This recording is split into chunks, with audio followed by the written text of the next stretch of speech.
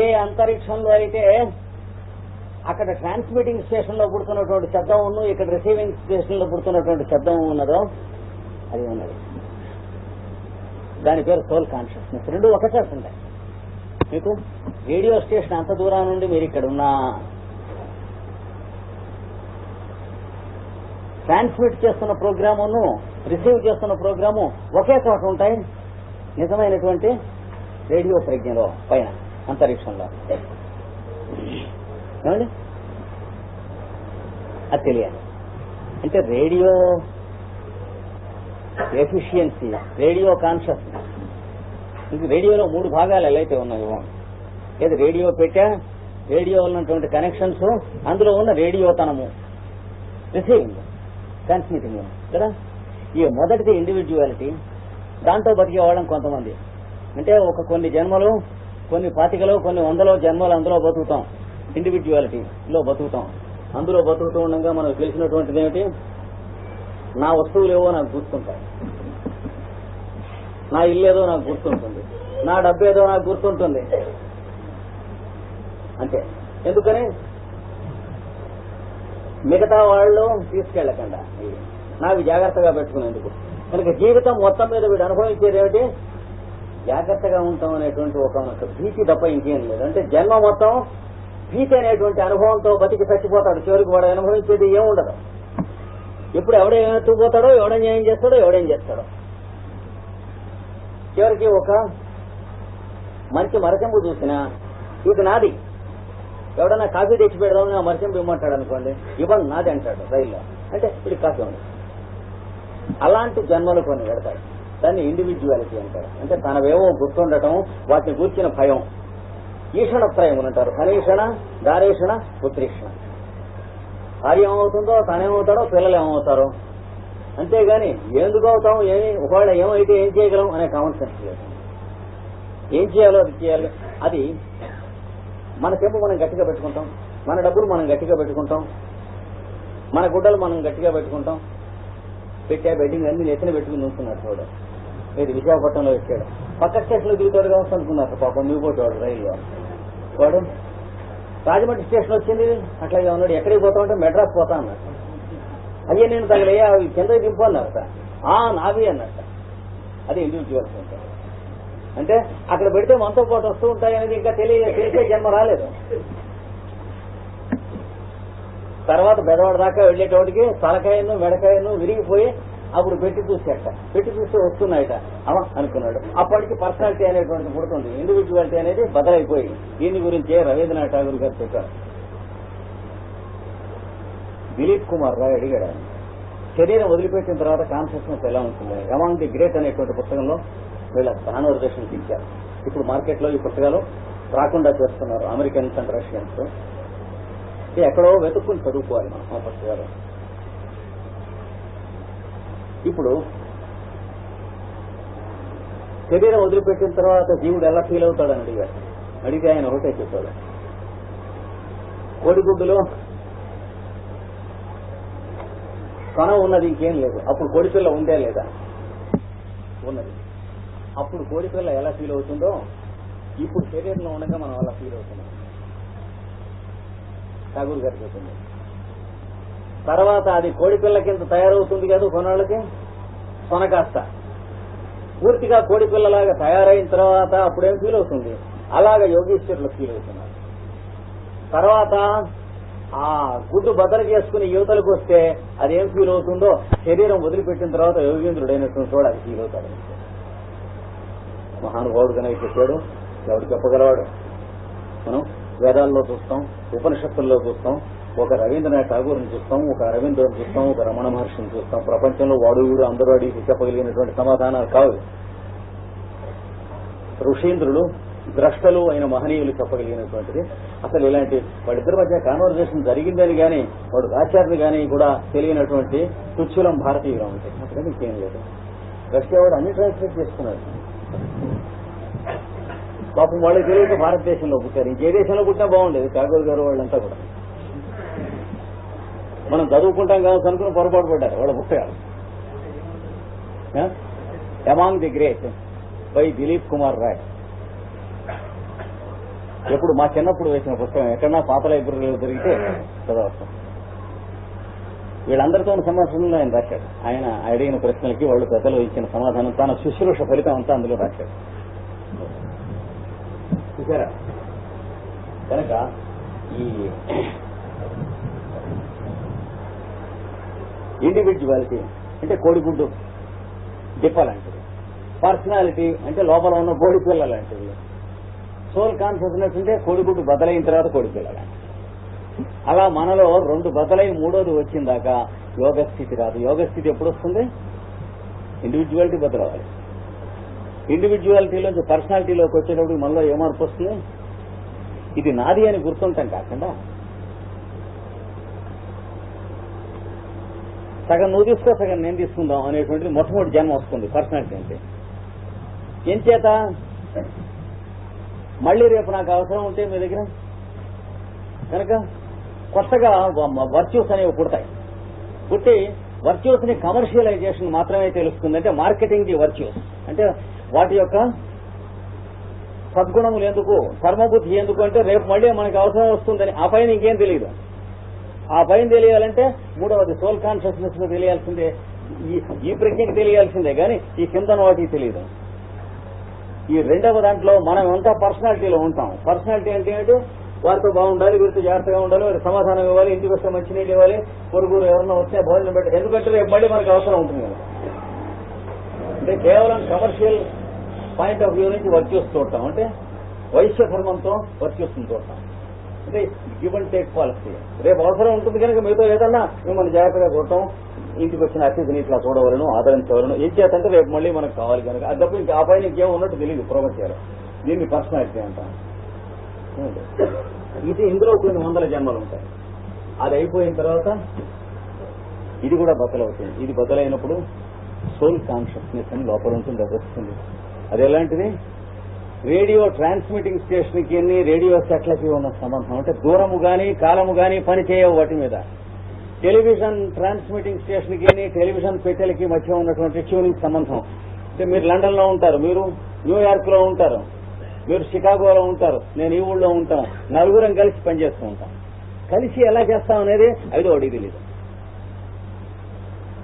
చూసారా? ఏమిటండి ఆయన లండన్ లో ఉన్నాడు, ఈయన వైజాగ్ లో ఉన్నాడు, కలిసి పని చేస్తా ఉంటారు ఏమిటని వాడి పక్కకి సోల్ కాన్షియస్నెస్ అంటే ఆత్మజ్ఞానం అనేటువంటిది వాడికి తెలుస్తుంది. ఈ మూడవది ఆత్మ అంటారు. మొదటిది వ్యక్తిత్వం, ఇండివిజువాలిటీ. రెండవది పర్సనాలిటీ అంటే ఏమిటి? వ్యక్తత్వం. మూడవది ఆత్మజ్ఞానం.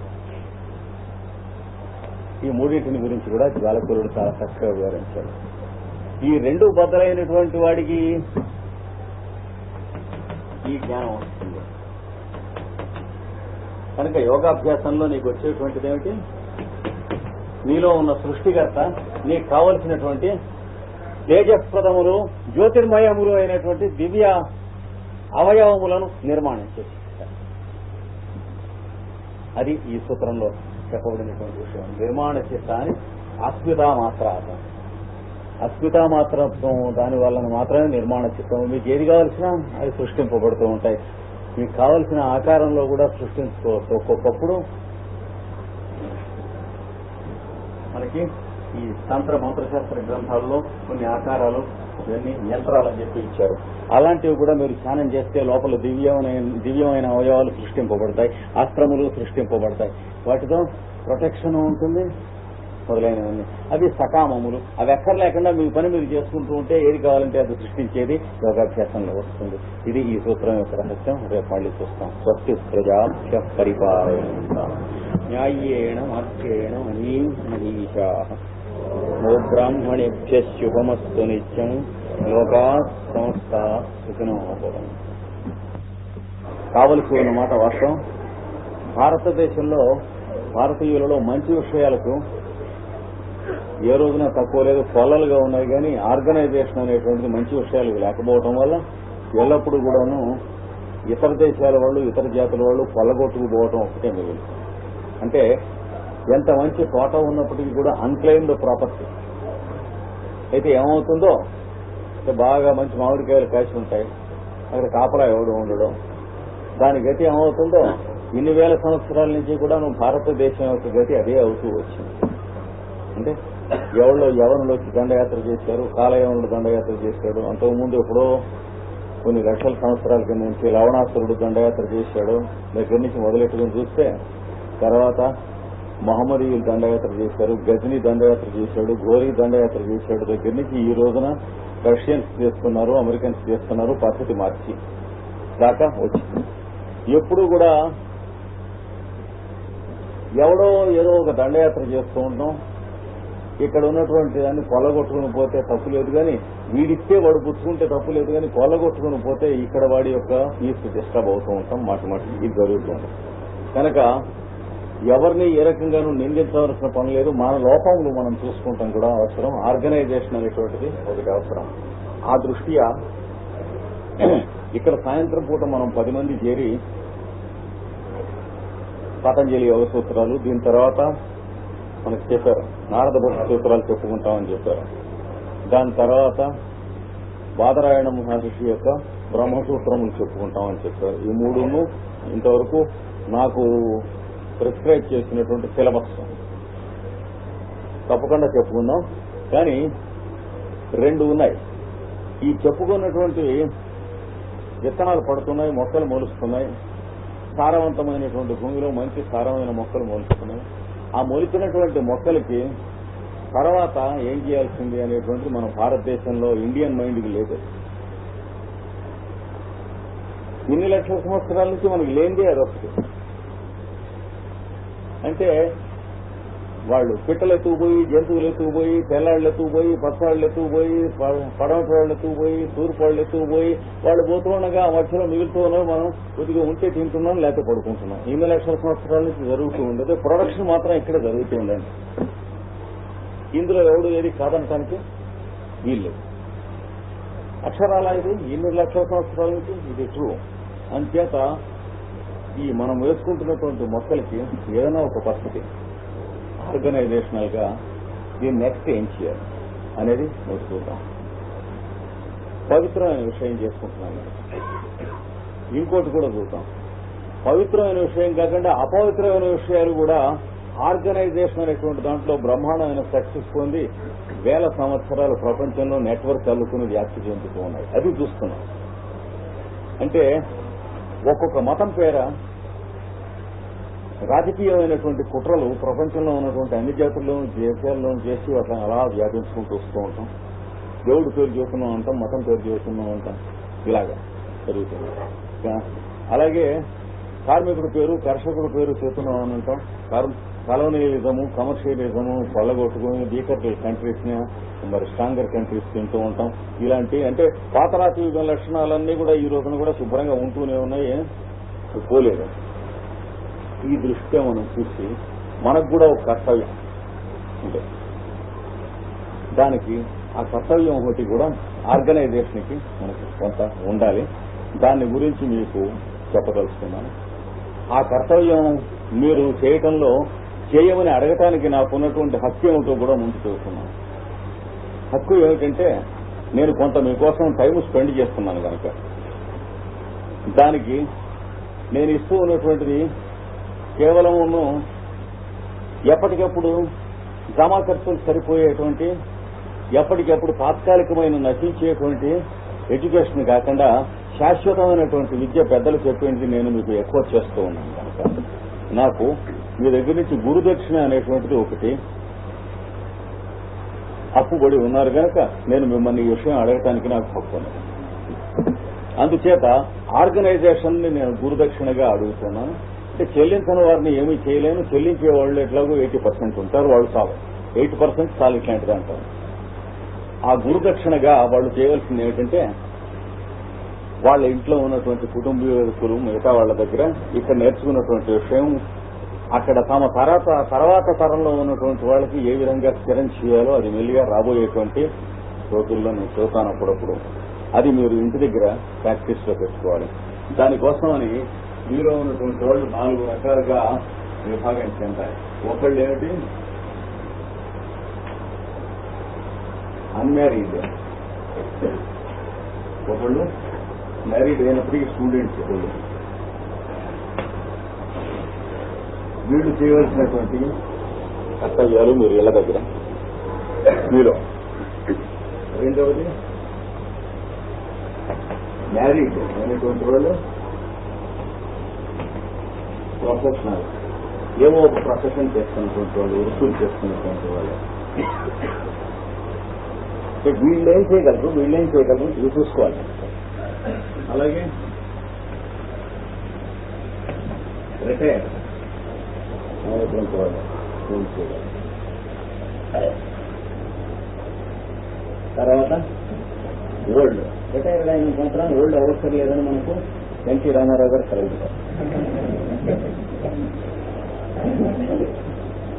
కనుక ఓల్డ్, ఈ నాలుగింటిని మనం అర్థం చేసుకోగలం. ఇప్పుడు అర్థం చేసుకున్నాక ఈ నాలుగింటిని ప్రాచీన ఏమని పిలిచారు? బ్రహ్మచర్యాశ్రమం,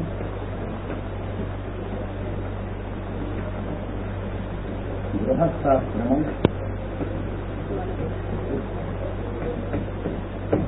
వానప్రస్థాశ్రమం, నిత్యాశ్రమం.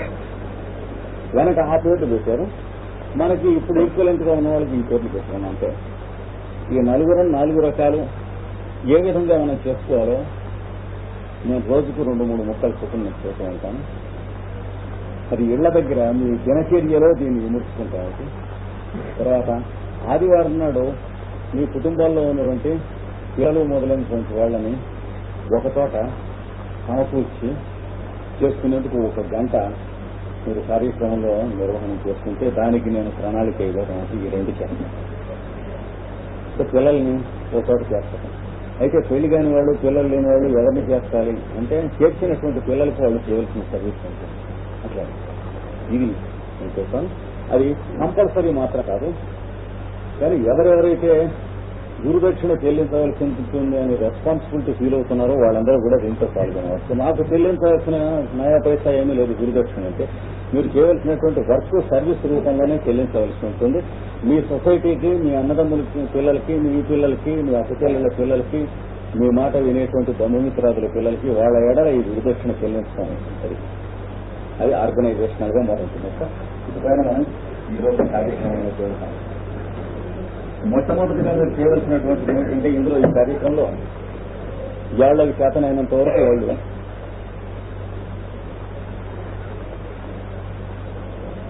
కొంత ఇన్కమ్ ఉన్నటువంటి వాళ్ళు 1% తక్కువ లేకుండా కలెక్షన్స్ చేసుకుని ఒకళ్ళ దగ్గర పెడతారు.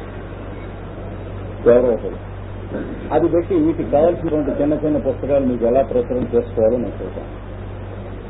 అక్కడి నుంచి పిల్లల్ని ఏం చేయాలో నేను చూస్తాను. ఈ 1% నాకు గురుదక్షిణగా ఇచ్చామని అనుకోండి. 5వ సూత్రం అయింది మనకు కదా. 4 అయింది. 5 చెప్పాలి. 4లో కూడా ఇంకా కొంచెం చెప్పాలి. నిర్మాణ చిత్తములు అనేకం ఉంటాయని చెప్పారు. అంటే మన చిత్తం వచ్చినట్టు నిర్మాణం చేసుకున్నవి మన దగ్గర ఉన్నవి. అవి అనేక చిత్తాలు ఉంటూ ఉంటాయి. ఇంకా మనం ఎన్ని కావాలంటే అన్ని నిర్మాణం చేసుకోవచ్చు. ఏ పదార్థం తిందామని అనుకుంటే ఆ పదార్థం తినేటువంటి చిత్తం నిర్మాణం అవుతుంది. అంటే ఒక అవయవం కొత్తది. కాఫీ లేకుండా ఉండలేట అన్నది ఒక అవయవం. అట్లాగే వీడు మద్యం లేకుండా ఉండలేట ఒక అవయవం. అలాగే రోజు ప్రేయర్ లేకుండా ఉండలేట చేయకుండా లేవలేకపోయినా సరే, మంచంలో అయినా సరే, లేకపోతే రైల్లో అయినా సరే చేస్తారట. అంటే ఒక కొత్త అవయవం డెవలప్ అయింది. నిర్మాణ చిత్తం ఒకటి నిర్మింపబడ్డాయి. ఇందులో ఈ నిర్మింపబడ్డ చిత్తములు అన్ని అసత్యములే. మీ చిత్తం ఒకటి తప్ప, ఇక్కడ చెప్పేది అస్మితాభావం ఒకటి తప్ప, అంటే ట్రూ అయాం తప్ప మిగిలినవన్నీ ఫాల్స్ అయామ్సే. కానీ ఫాల్స్ అయామ్స్ అయినప్పటికీ కూడా మన రాజ్యం వెళ్తున్న ఇడ మీద ఎక్కి మనకు మన అభ్యాసాలు మొదలైనటువంటి రూపంతో. అందుచేత మనకి ఎలాగో అవి మెడ మీద ఎక్కి రాజ్యం వెళ్తూ ఉన్నంత బలం కలిగి ఉన్నాయి కనుక వాటిని కూడా సద్వినియోగం ఎందుకు చేసుకోకూడదు? యోగాభ్యాసం చేసేవారు అది యోగాభ్యాసం. అందుకని ఏం చేస్తారంటే రోజు ఈ టైం అప్పుడు వాడు ఈ ప్రేయర్ చేయకుండా ఉండలేక, ఈ యోగాభ్యాసం చేయకుండా ఉండలేక, ఈ ప్రాణాయామం చేయకుండా ఉండలేక ఈ సంఘంలో ఉన్న జనంతో ఇలా తప్ప ఇంకో రకంగా ప్రవర్తించలేట ఇలాంటి నిర్మాణం నువ్వు ఎన్నైనా చేస్తావు. ఇంతే కాదు, ఇంకొకటి కూడా భౌతిక ప్రపంచంలో ఉన్న వస్తువుల్ని చూడటానికి ఇంద్రియాల ద్వారా చూసేటువంటి వాడిని మనం సృష్టించుకుంటున్నాం. అంటే కన్ను ఉన్నది, చూసేటువంటి ఆప్టిక్ నరం ఉన్నది, కానీ చూచుదా అనేటువంటి శక్తి దేనివల్ల వస్తుంది, చూద్దామనే సంకల్పంలోంచి రూపం పొందుతుంది. అది నిర్మాణకాయం అంటే. అలాగా మనకి నిర్మాణ చిత్తం, దీన్నే బౌద్ధంలో నిర్మాణకాయం అంటారు. ఇక్కడ నిర్మాణ చిత్తం. ఇలాంటి నిర్మాణ చిత్తం కాదు. యోగాభ్యాసం చేసేటప్పటికి మీకు ఏ నిర్మాణ చిత్తం వస్తుందంటే మనస్సు స్థిరంగా నిలబడాలి. అంటే ఆ నిలబడే చిత్తం. ఈ మార్పే యోగాభ్యాసం అంటే అది చూస్తున్నాడు. ఇప్పుడు మనకు ఉన్నటువంటి మనస్సులు కావాలంటే ఎలా వస్తున్నాయో, ఇది మనకి మాటిమాటికి మారుతూ ఉన్న మనస్సు కదా మన దగ్గర ఉంది. అదే ఆలోచించి ఇదే ఆలోచించి బజార్కి వెళ్ళి ఇంటికి వెళ్ళి, ఇంటి దగ్గర ఉంటే బజార్ని గురించి ఆలోచించి, ఆఫీసులో ఉంటే భార్య ఏం చేస్తుందో ఆలోచించి, ఇలాంటి చిత్తాలు మనం ఎలా తయారు చేసి పెట్టుకున్నాం కనుక ఇలా కాకుండా ఉండేటువంటి చిత్తాలు యోగాభ్యాసం వల్ల మీకు తయారవుతాయి. ఇంకా బజార్కి వెళ్ళినా, ఇంటికి వెళ్ళినా, ఆఫీస్లోకి వెళ్ళినా, ఆఫీస్కి వెళ్ళినా, ఎక్కడికి వెళ్ళినా కూడా ఒకే చిత్తం ఉంటాం అనేటువంటిది కొత్తగా నిర్మాణ చిత్తం మీకు వస్తుంది. You will construct, you will create a new చిత్తం. అంతేకాక ఈ కంటితో లైట్ చూస్తున్నాం, ఇవన్నీ చూస్తున్నాం అంటే పాంచభౌతికమైనటువంటి శబ్ద స్పర్శ రూపరస గంధాలన్నీ చూస్తున్నాం మనం. అయినప్పటికీ మీకు నాకు మధ్యాహ్నం ఉన్నటువంటి చోట్ల ఉన్నటువంటి గాలిని మనం చూడలేకపోతున్నాం కదా.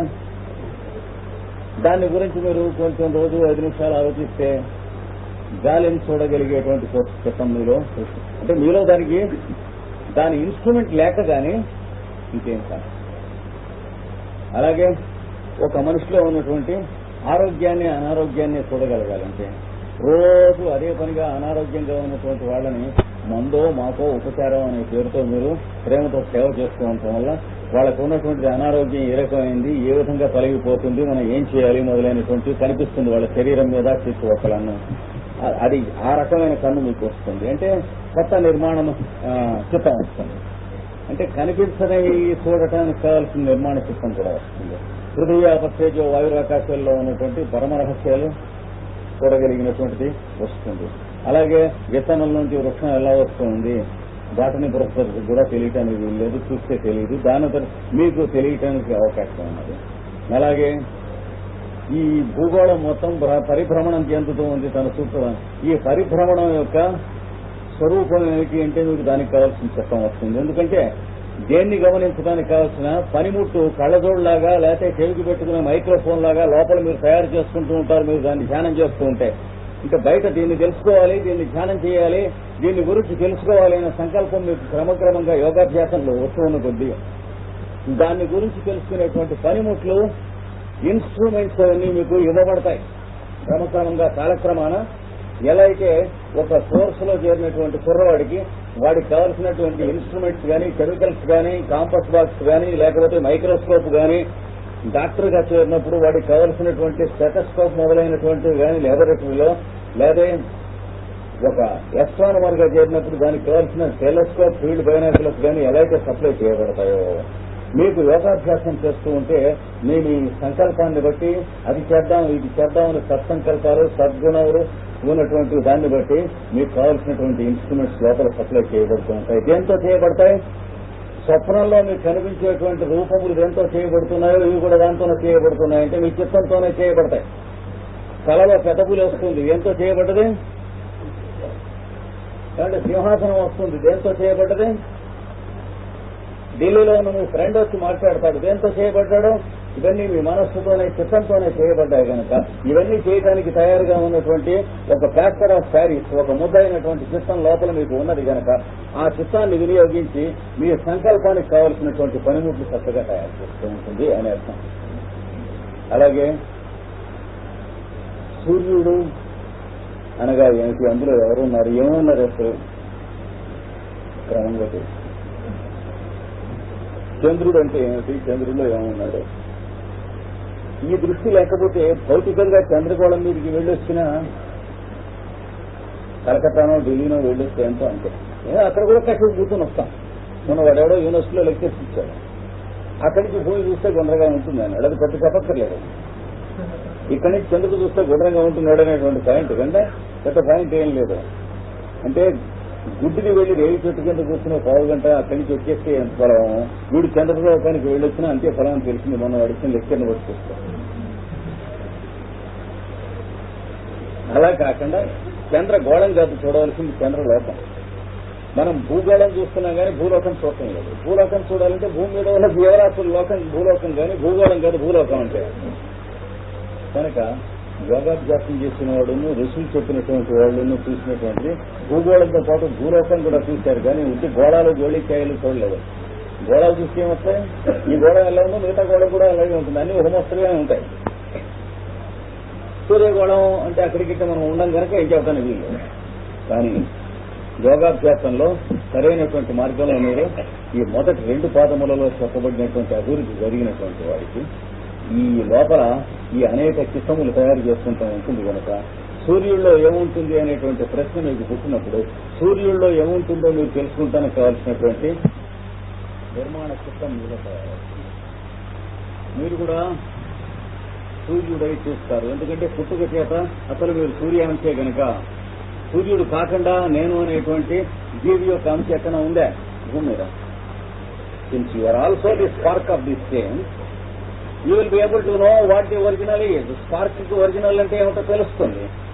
అది సరిగ్గా సూర్యుడి గురించి తెలియటం. లేకపోతే ఏమవుతుంది, సూర్యుడు యొక్క థర్మల్ డిగ్రీస్ తగ్గిపోతూ ఉంటాయి, ఎనర్జీ తగ్గిపోతూ ఉంటుంది, ఇలాంటి అవాకులు అవుతూ ఉంటాం. కనుక ఫిజికల్ సన్ తెలియటం కాకుండా వైటల్ సన్ తెలుస్తాడు, మెంటల్ సన్ తెలుస్తాడు, స్పిరిచువల్ సన్ తెలుస్తాడు, త్రయ విద్యకు సంబంధించినటువంటి సూర్యుడు తెలుస్తాడు. ఇలాగ చంద్రుడు, మిగతా గ్రహగోళాదులు మొదలైనవి, తర్వాత సృష్టి ఉత్పన్నమైనటువంటి పద్ధతి, ప్రకృతిలో వచ్చినటువంటి త్రిగుణముల్లో సత్వరజస్తమస్సుల వల్ల వేరువేరుగా వచ్చినటువంటి ఇంద్రియములు, ద్రవ్యము, పంచభూతములు, ఇంద్రియార్థములు, ఇంద్రియములకు అధిదేవతలైనటువంటి వాళ్ళు, వీళ్ల సృష్టి, ఈ సమస్తం వస్తాయి. ఈ దేవతలందరూ ఎలాగ పనిచేస్తున్నారు ఈ గ్రహగోళాదుల మీద మొదలైనవి ఈ పురాణాలు ఇతిహాసాలు దాచిన వాళ్ళు ఏం చూసి రాశారో అవన్నీ మీరు చూస్తారు. నేను చెప్పుకున్నటువంటి చివరి సూత్రానికి ఇది కూడా సమన్వయం చేసుకుని పెట్టుకోండి. అంటే మీరు కోరినటువంటి దాని ఉదాత్తతను బట్టి మీకు ఇవ్వబడే పనిముట్లు ఉంటాయి అని ఇక్కడ శాస్త్రకారుడు చెప్పడం వారి ఉద్దేశం. మీరు ఇది ఒక యూనివర్సిటీ లాంటి దాంట్లోకి వచ్చారు, ఇందులో మిమ్మల్ని ఉండమన్నాం. ఇక్కడ మంచి భోజనం పెడతారు, మంచి హాస్టల్ ఉంటాయి మొదలైనటువంటి, అంతే కావాలంటే అదే ఇస్తారు. అది కాదు ఇంకేదైనా రీసెర్చ్ చేసుకుంటాం, ఆ రీసెర్చ్ చేస్తున్నట్టు ఏదో ఇంటికి వెళ్తున్నట్టు వస్తున్నట్టు యూనివర్సిటీ బస్సులో ఎక్కడం దిగటం అంతే కావాలంటే అంతే చాలు. లేదా స్టైపెండ్ అనుభవిస్తూ ఉంటాం, నెలకి ఓ మాట సంతకం పెడుతూ ఉంటాం, అది 1000 రూపాయలు తెచ్చుకుంటాం, అంతే కావాలంటే అంతే చాలు, అంతే ఇస్తారన్నారు. లేదా స్టేషనరీ అవన్నీ కూడా తెచ్చుకుంటూ ఉంటాం, దానికి కూడా గ్రాంట్స్ తెచ్చుకుంటూ ఉంటాం, తెలకాయతాలు తెచ్చుకుంటూ ఉంటాం, మన అబ్బాయిలు స్కూల్కి వెళ్తూ ఉంటానికి ఉపయోగిస్తూ ఉంటాం, అంతే కావాలంటే అంతే చాలు. కానీ నిజంగా ఏదన్నా రీసెర్చ్ చేసుకోదలుచుకున్న సబ్జెక్టులో అందుకనుకోదలుచుకున్నట్టుగా అది కూడా ఇస్తారు. కనుక మీరు ఏది కోరితే అది ఇవ్వబడేటువంటి యూనివర్స్ అనేటువంటి యూనివర్సిటీలో మిమ్మల్ని స్టూడెంట్గా చేస్తున్నారు ఈ పైన చెప్పబడినటువంటి సూత్రంలో. కనుక ఇకపైన మీ ఇష్టం అన్నాడు, ఏది కోరతాం అనేది. ఇప్పుడు కోరవస్తుందనేది తెలుస్తుంది. ఇంతకు ముందు కోరితే అక్కడే ఇరుక్కుపోతారన్నాడు. ఎందుకని ఇదివరకు కోరటం అంటే మీకోసం, ఇప్పుడు కోరటం అంటే మనం అక్కడి నుంచి ఎట్లాగో బయటికి రానిది కనుక మన కోసం ఉండదు. చూడండి, యూనివర్సిటీలన్నీ రష్యా వాడు తీసుకున్నారు అనుకోండి, అయ్యి మిమ్మల్ని యూనివర్సిటీ సర్వీస్లో తీసుకున్నాం అంటారు. మీరు కాదంటాను వీళ్ళే, కాదంటే ఉండరు. సరే, ఆ ప్రభుత్వం లక్ష్యం. అందుకని మిమ్మల్ని ప్రొఫెసర్గా వేసాం అంటారు. వేస్తే మాకు అవర్స్ ఆఫ్ డ్యూటీ ఎంత అండి అంటే, అవర్స్ ఆఫ్ డ్యూటీ అంటూ లేవు, మీరు ఇక్కడే ఉంటారంట. మా ఆవిడ అంటే మీ ఆవిడ కూడా ఇక్కడే ఉంటుందంటారు. మా పిల్లలు అంటే అదిగో క్వార్టర్స్ ఇచ్చాం, అందులో ఉయ్యాలు కూడా ఉంటుంది, అయితే తప్పిపోవడానికి లేదు, అంతే కదా. కనుక ఇప్పుడు ఒక ఏడాది ఇలాంటి సర్వీస్ లో అంటే ఏంటంటే the river of no return, అంటే డెత్తే కానీ ఇంకా రిటర్న్ ఉండదన్నమాట. అది రష్యన్ సర్వీస్ అంటే. ఈ రోజు అంతే, రేపు అంతే. ఆ రకమైనటువంటి ప్రభుత్వంలోకి వెళ్ళిన దేశాలన్నింటిలో కూడా అంతే అవుతుంది. అంటే కావాల్సినవన్నీ ఇస్తాం, ఈ వర్క్ చేసుకుంటూ ఉంటున్నారు. ఎన్ని అవర్స్ సర్వీసు, నా పర్సనల్ లైఫ్ ఇంకా లేదన్నారు. అలా పెడితే ఈ మానవుడు అనేటువంటి పశువు వింటాడు కానీ నాయన పర్సనల్ లైఫ్ ఎందుకు సమర్పణ చేసుకొని భగవద్గీత జ్యోతి వింటాడా అంచేత రెండో పక్క నుంచి రష్యా వస్తుంది. చూసారా, వినియోగం లేకపోతే సృష్టిలో ఏది రాదు. అంటే పర్సనల్ రెస్పాన్సిబిలిటీస్ లేదా పర్సనల్ లిబర్టీ అనేటువంటి కాన్సెప్ట్ అసలు లేకుండా ఎత్తి అవతల బారేసి only for the state and for humanity అనేటువంటి దానికి కంపల్సరీ ట్రైనింగ్ అనేటువంటిది అట్ ది పాయింట్ ఆఫ్ సోర్డో పిస్టలో ఇవ్వటానికి కోసం రష్యా లాంటిది ప్రతి యుగంలోనే వస్తుంది. పర్సనల్ లిబర్టీ తప్ప అసలు పైన రెస్ట్రెయింట్ డిసిప్లిన్ అక్కర్లేదు అనేటువంటి థియరీ ఇంకో పక్క నుంచి వస్తూ ఉంటుంది. దానికోసం అమెరికా లాంటి దేశం ఇంకోటి ఉంటుంది. నేను పేల్చదలుచుకుంటే పేలుస్తాను, తిట్టదలుచుకుంటే తిడతాను, తానదలుచుకుంటే తంతాను, అవతలవాడు తానదలుచుకుంటే తంతాడు, ఇద్దరిలో ఎవడు గెలిస్తే వాడు బతుకుతాం. ఇది అమెరికన్ సిస్టమ్. అంటే no personal discipline, no personal restraint అవి ఎక్కర్లేదన్న. నాకు తోచింది నేను చేస్తాను అన్నాడు. చూడండి, వాడికి తోచింది వాడికి ఏంటి లోపల నుంచి ఎక్స్పాండ్ అవుతున్నాడు, అది ఎడ్యుకేషన్ అన్నాడు. రెండు పోల్స్ కదా. మధ్యన ఈక్వేటర్ మానవ జాతి ఉంటూ ఉంటుంది. ఇందులో వాళ్ళ కర్మను బట్టి దేశం యొక్క కర్మను బట్టి వీడు కొన్నాళ్ళు తింటూ ఉంటాడు, వీడు కొన్నాళ్ళు తింటూ ఉంటాడు. ఎప్పుడూ లక్షల సంవత్సరాల నుంచి ఈ దేవదాన యుద్ధం ఉంటూనే ఉంది. ఈ రోజున పుట్టినవి కాదు ఈ రష్యా అమెరికా అనేటువంటి ఈ టూ ఈవిల్స్ మానవ జాతి. అంటే ఇట్లాంటి టూ ఈవిల్స్ లేకపోతే మనకి సమర్పణ బుద్ధి రాదు. అయ్యా బాబు సమర్పణ బుద్ధి అని గీత చెబితే విన్నా, భగవద్గీత చెబితే వినలేదు కనుక సోషలిస్టిక్ ప్యాటర్న్ గవర్నమెంట్ వస్తే డొక్క తీసి డోలు కడతారు కనుక మనం అంతటా మనం వెనటైన మనమే సజెస్ట్ చేస్తాం ఇలా ఏమండి అని. మేము ఇంటికి వెళ్ళకుండా ఇక్కడ ఉండమండి అని మనమే అడుగుతాం. వాడు ఫేవర్ సంపాదించేందుకు రష్యాలో అలాగే అడుగుతున్నారు. ఫేవర్ సంపాదించ